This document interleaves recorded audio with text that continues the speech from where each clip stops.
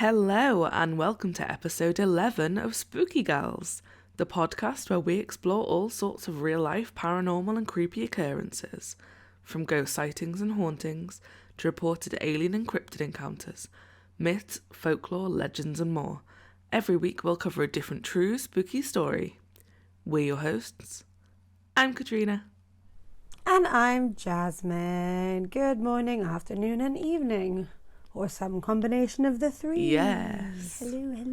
Hello. Oh, yeah, so you guys can't see it, but Katty's looking nice and toasty in her scarf. I am. Indoors at home. I always wear a scarf. Yeah, my house is cold. It is quite chilly. I do remember it being rather chilly. Every time I would sleep over, I'd sleep on the sofa, and we would do this thing where we'd watch a bunch of horror films before bed. But there's a massive window next to where Katty's lounge is. So we would just kind of try and scare each other by being like, do you see that? Yeah, you were the I was worst. like, Katty, can you see those And eyes? then I'd be like, bye, off to bed, bitch. Stay here. Yeah, and I was like, oh, I forgot I'm the one who has to sleep downstairs. Oh, well. Yeah. But yeah, it's nice to see you looking nice and cozy there. I miss how cold it gets in the UK. Yeah. It does. Still too hot here. It does. It's about, I think in Hong Kong right now, it gets to the lowest it'll get is like 17 degrees if you're very lucky. The lowest? Yeah, the low. Well, I mean right now. That's It'll get colder in like January. Yeah, but that's like my house with the heating on. I know. I know, but I think I'm still wearing a hoodie indoors because I'm delicate and I've lived in the Far East for far too long. So I'm weak and warm-blooded, unfortunately. Yeah, so how are you? I'm good. Had a okay week. I always love not going to work, so I didn't go to work on Monday. It seems like every week I'm like, I didn't go to work this week, but that's because everyone always has to take not extra days off. We all have to catch up on our annual leave because I guess everyone's had to save up days because no one's been going anywhere for holidays. At least in Hong Kong, I've not been able to fly all year, and no one has been. So everyone just has to take their leave sitting at home, doing nothing. So on Monday, I was morbidly hungover, which is not the best way to spend one of my last days off of the year. But yeah, other than that, it's been a pretty good week. I didn't get drunk last night, so I'm not hungover today, and that's what's important. Yay. That's all that's important. I'm waiting for the day where we record and you're still a bit drunk. Oh God, no! Oh my God, I would honestly be like, Katty, I can't. I can't. All of the things you say, terrible. Sometimes you say offensive things when you're not drunk. Yeah. So if you were it's much drunk, worse when I am. Yes. I think one time I made someone cry on a night out, and I just kept making it worse. Oh. I don't remember what it was. I didn't mean to. You see, I'm like the friendliest drunk ever. Like it'll be 3:00 in the morning and I'll be like waving at people. There was one of my favourite stories ever. Okay. Is oh God, here we go. We were in a bar called Tom Thumb and it's amazing. Like I love it. We always end up here on a night out. And it was probably like 3-4 o'clock in the morning, and I was with my darling friend Philip.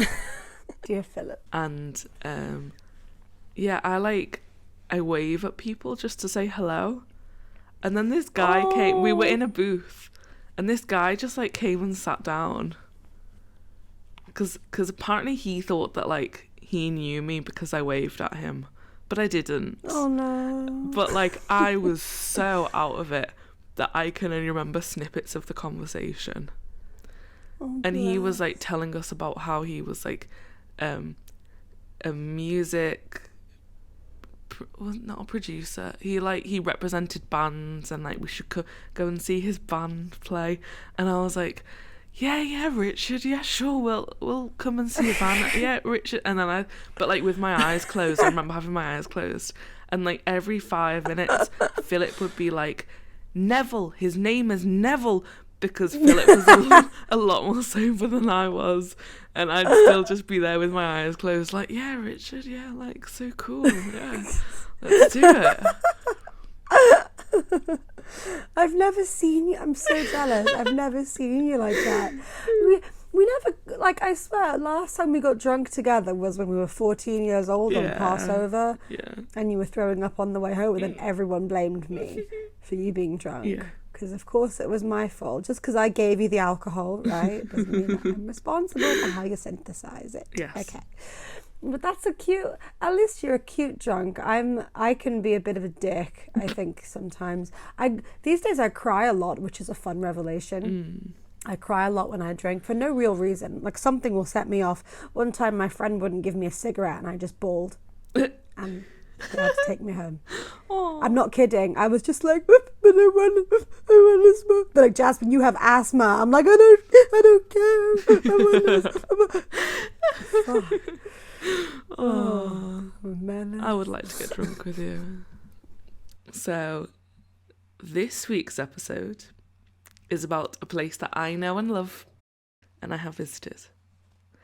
It is Edinburgh Castle.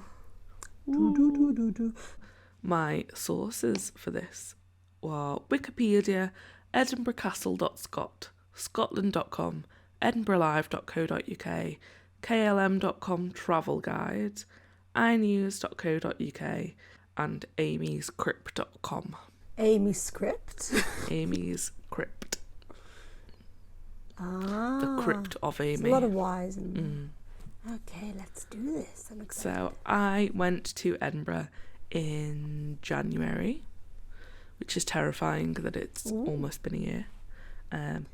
We went for Philip's birthday, and it was lovely. Why is Philip always implicated? I talk about him all It must the have time. been freezing. It was cold. Must have been I freezing had in Scotland. a really bad cold. So much so that I used up like 8 packets of tissues on the train up there. And then when it came time to go to our hotel, the hotel was like really close to the train station. The hotel was on the Royal Mile, and I nearly died because I could barely breathe anyway. And then those hills, because it's so hilly. So I nearly died walking up the hill. I've been to Edinburgh once. I don't remember it much at all. I was in boarding school, and me and my friend Francesca, we bought wine and we got drunk. We weren't allowed to do that. We got on the bus back and we were smashed. But yeah, sounds like you had I had an amazing time. A sniffly time, but a good time. It was great. And actually, like, I think my favourite day was going to the castle. Well, I'm excited to hear all about it. I don't know anything about it, actually. This episode, it's quite long, and it's very history-y, and it's got like all the shit that I love. Cool. So I apologise if this isn't... Strap in, folks. I apologise if this isn't like some people's thing, but I love it, so piss off. Your podcast, your rules, babes. No, it's cool. I'm sure everyone will love it, as always. So, Edinburgh Castle is a historic fortress which dominates the skyline of Edinburgh, the capital city of Scotland, from its position on the Castle Rock. Archaeologists have established human occupation of the rock since at least the Iron Age, 2nd century AD. And there has been a royal castle on the rock since at least the reign of David I in the 12th century, with the site continuing at times to be a royal residence until 1633. From the 15th century, the castle's residential role declined, and by the 17th century, it was principally used as a military barracks with a large garrison. As one of the most important strongholds in the Kingdom of Scotland, Edinburgh Castle was involved in many historical conflicts, and there have been a total of 26 sieges in its 1,100-year-old history, giving it a claim to have been the most besieged place in Great Britain and one of the most attacked in the world. Though parts of it remain in military use, the castle is now a world-famous attraction, being Scotland's most visited and the UK's second most visited paid tourist attraction, garnering over 2 million visitors a year.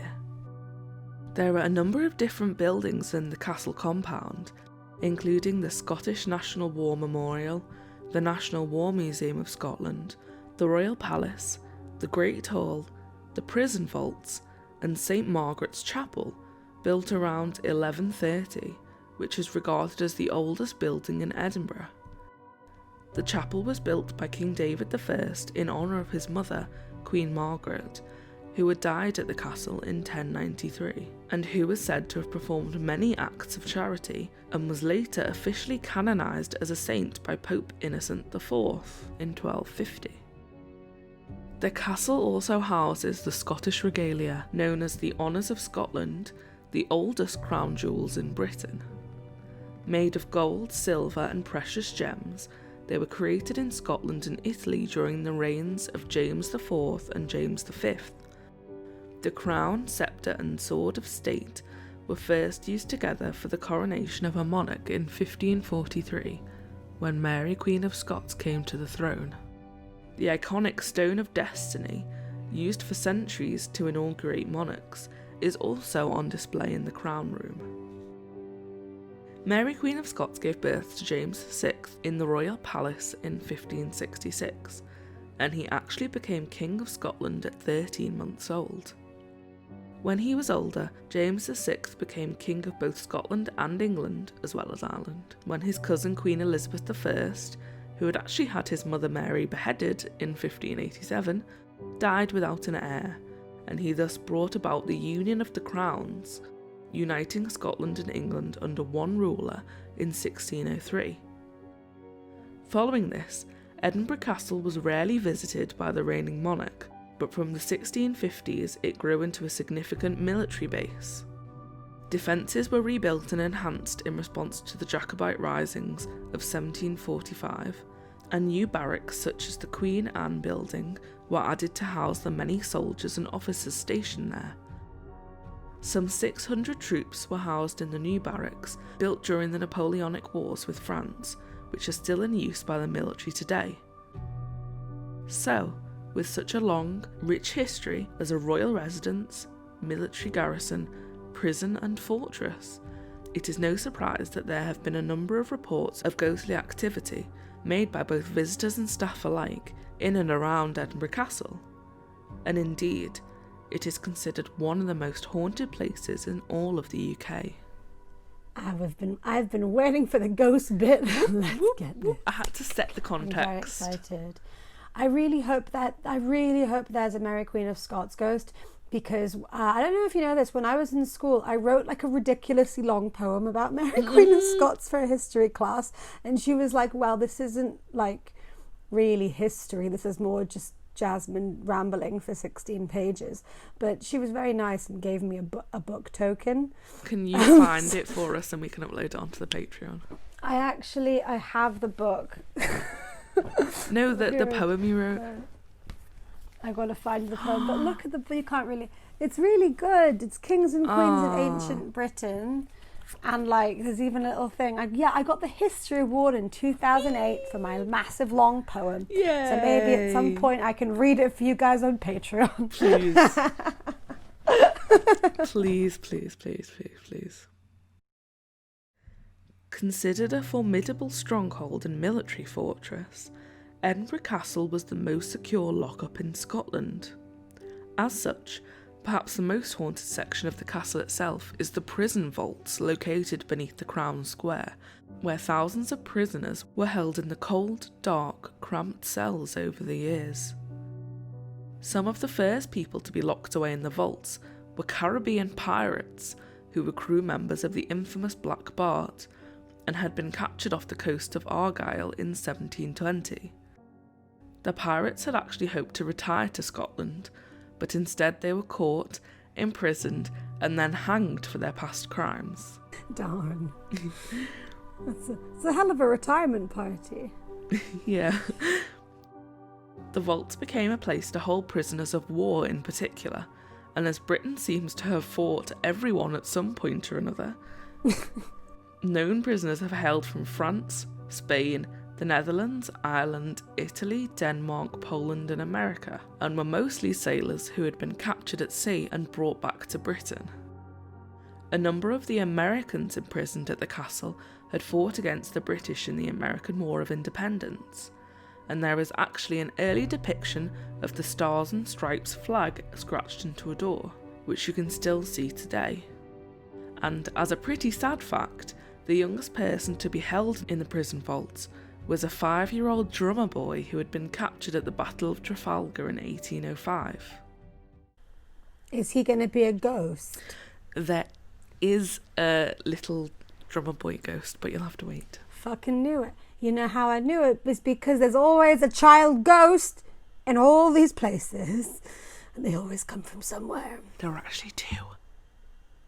What? Okay, let's go. Okay. The prisoners were kept in awful conditions, leading many to die through malnutrition, disease or infected wounds, with their suffering, pain and torment leaving behind a dark and heavy atmosphere. Many visitors to the prison vaults have reported feeling like they are being watched, and some have claimed to have seen shadow figures moving around, heard disembodied, hushed men's voices whispering, experienced sudden unexplained drops in temperature, and even felt like someone was tugging on their hair and clothes. The most well-known spirit that apparently haunts the vaults in Edinburgh Castle is that of a prisoner with an especially unfortunate and tragic story. This prisoner was so desperate to escape from the castle that he chose to hide in a full dung barrow. Sorry. It sounds like something I would do at work. Sorry, nothing.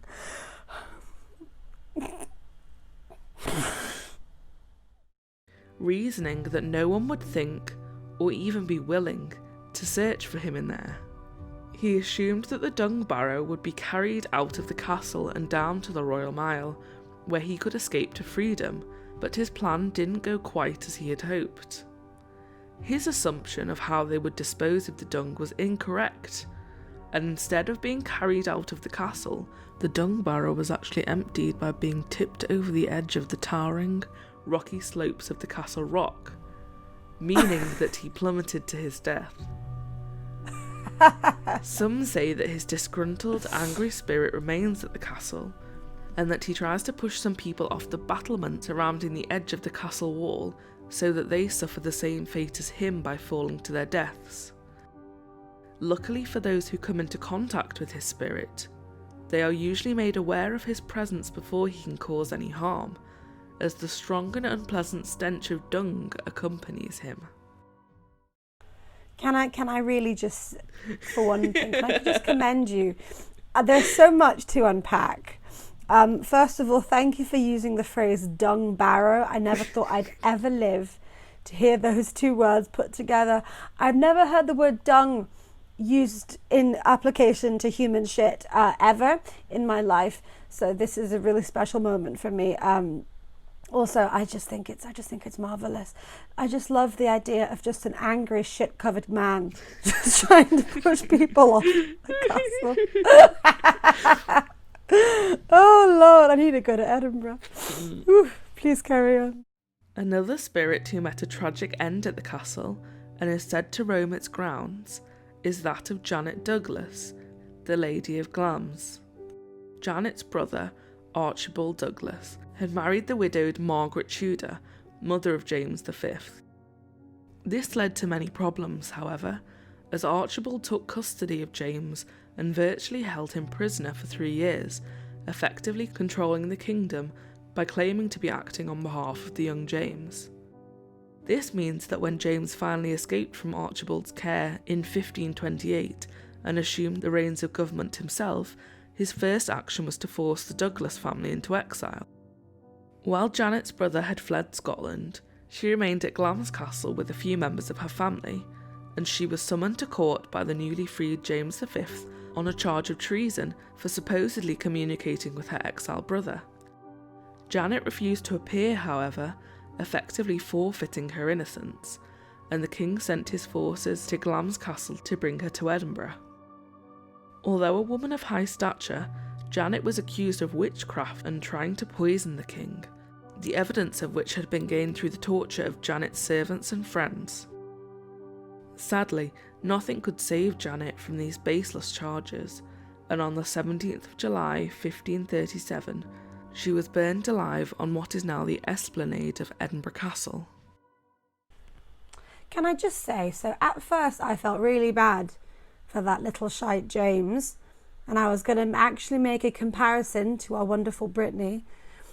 You know, Brittany, who was... I was going to make a comparison to modern day royalty herself. But what a little fucking bastard. I'm sorry. Wow, he's a piece of work. Also, I love how people just used to burn women at the stake whenever they just weren't happy with shit that they did. Yeah. You know. After the execution, a spectre known as the Grey Lady began to appear around the castle, roaming the halls and weeping, leading many to speculate that it's the spirit of Janet, unable to move on due to her traumatic, agonising death. It is also claimed that an unexplained loud knocking can sometimes be heard, thought to be the residual hammering of the workmen building the scaffold on which Janet was burned alive, a sound which would have surely tormented her while she prepared for her execution. There are at least 3 other ghosts that are said to haunt Edinburgh Castle, one of which is a black dog that is often seen running around the castle grounds before suddenly disappearing. It is believed that the dog is one of those buried in the small dog cemetery at the castle, where many dogs who served during warfare have been laid to rest. Another spirit is that of a headless drummer boy, whose eerie music could be heard drifting throughout the castle compound. No one knows who the boy is or why he haunts the castle, but his apparition suggests that he was executed by being beheaded. The headless boy was actually first seen in 1650, shortly before Oliver Cromwell and his armies besieged Edinburgh Castle, and seems to only appear when the castle is about to come under attack, perhaps as a warning or a way to alert those in charge of the threat that's on its way. The next, and perhaps the best known ghost that is said to haunt the castle, is the spirit of the ghostly Piper Boy.